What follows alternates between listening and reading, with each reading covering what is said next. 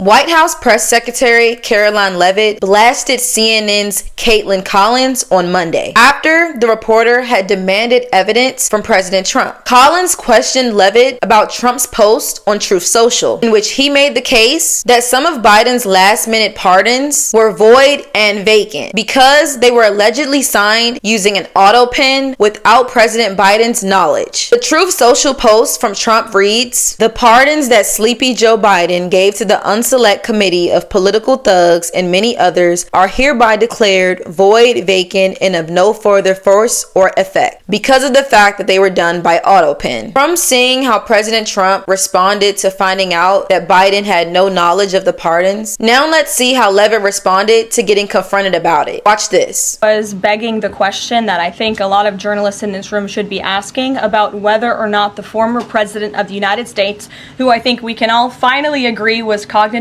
impaired. I know it took people some time to finally admit that, but we all know that to be true, as evidenced by his disastrous debate performance against President Trump during the campaign. I digress on that. But the president was raising the point that, did the president even know about these pardons? Was his illegal signature used without his consent or knowledge? And that's not just the president or me raising those questions, Caitlin. According to the New York Post, there are Biden officials from the previous White House who raised those questions and wondered if the president was even consulted about his legally binding signature being signed onto documents. And so I think it's a question that everybody in this room should be looking into, because certainly that would propose perhaps criminal or illegal behavior if staff members were signing the President of the United States autograph without his consent. Biden is on the record talking about issuing preemptive pardons to these people. But was he aware of his signature being used on every single pardon? That's a question you should ask the Biden White House. Is there any evidence on that he wasn't aware of it? You're a reporter. You should find out. In that clip, we can see that Karoline Leavitt, she answered the question. And she also said that it's not just her and the Trump administration raising the question of if he was aware of his signature being used. It was also Biden officials who brought up the same question as well. And from that, the reporter asked her, is there any evidence to say that he didn't know? And her response back was, you're the reporter, you should find out. And to me, that is funny to say, because you are the reporter, and that's what you should do. Research and find out the information. I do feel like Biden and his administration need to come out with a statement to dispute these allegations that they're being accused of. Because if not, this is going to just add to the obstacles that the Democratic Party is already facing that just continues to throw them more and more off track. And I'm sorry for saying it like this, but it does seem like each day more and more things are being revealed about the Democratic Party and their corruption. Also, in this press briefing, Karoline had a complete mic drop moment when she spoke about the French demanding to get the Statue of Liberty back. Take a look at this. There is now a member of the European Parliament from France who does not think the U.S. represents the values of the Statue of Liberty anymore. They want the Statue of Liberty back. So is President Trump going to send the Statue of Liberty back to France? Absolutely not. And my advice to that unnamed low-level French politician would be to remind them that it's only because of the United States of America that the French are not speaking German right now. So they should be very grateful to our great country.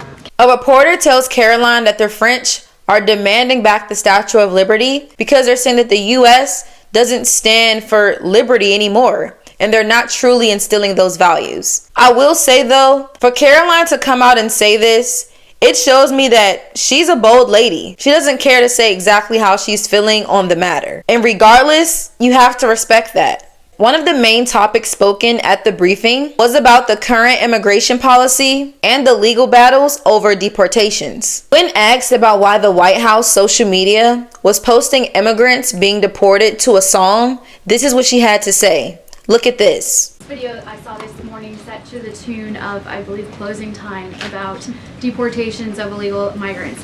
What's the strategy behind the White House's videos they've been putting out on this, and can you kind of talk us through the thinking on these videos? Sure. I think the White House and our entire government clearly is leaning into the message of this president, and we are unafraid to double down and to take responsibility and ownership of the serious decisions that are being made. The president was elected with an overwhelming mandate to launch the largest mass deportation campaign in American history, and that's exactly what he is doing. And to this very day, we are now, I think, 56 or 7 days into the administration by my count. The president still receives an overwhelming public support for the policies that he is enacting. So we are unafraid to message effectively what the president is doing on a daily basis to make our communities safer. And the specific video you referenced, I think it sums up our immigration policy pretty well. You don't have to go home, but you can't stay here. Go ahead. Americans, they're the ones. A lot of Americans are the ones who had a problem with immigration. And now that they're finally getting it, they have a problem with that too. Apparently, they want the immigration to be better controlled. They want us to deport people in a nice way, when really, there's no nice way to deport anyone. The only way is to just deport them. It also feels like the American people, they're only halfway approving of how he's handling it. They're still giving their approval, but they want it done a different way. And we can go back to the saying that beggars can't be choosers. If they don't want all of the immigrants here, there's not really a better way to send them back home. And at the end of Leavitt's comment in response to the reporters, she said this: I think it sums up our immigration policy well. You don't have to go home, but you can't stay here. And that also tickled me a little bit, because it's just like a restaurant or store, anywhere you go. They will close eventually, and you do have to leave if you're not allowed to be there. Lastly, let's look at Karoline when she was speaking to a reporter who asked her about the economy and the back and forth issues that are happening with the tariffs that are supposed to go into effect on April 2nd, 2025. Watch this. The economy. So after mostly a down week last week in the economy, you've been very vocal, as well as other cabinet members, about how we're in a transition and about how this economic transition, and there's a long-term plan for tariffs on this. How concerned is the president that the markets and Americans, for lack of a better term, will freak out over these tariffs and be concerned about a long-term plan? Sure. I think I've been asked this question and answered this question respectfully, Edward. We are in a period of transition. The president has made that clear. He also has made his belief in tariffs and what they will do for our great country clear, restoring wealth back to our country. And if you look at the president's first-term economic formula, massive deregulation, tax cuts, lowering the cost of living with an energy boom, which the American people can expect soon. Wall Street and Main Street should both be assured by what President Trump did in his first term. It's the exact same formula. In fact, I would argue it's even better this time around. And if you look at some of the economic indicators in the last week, the latest CPI report last week beat expectations. Inflation is cooling. Core inflation dropped for the first time in 4 months.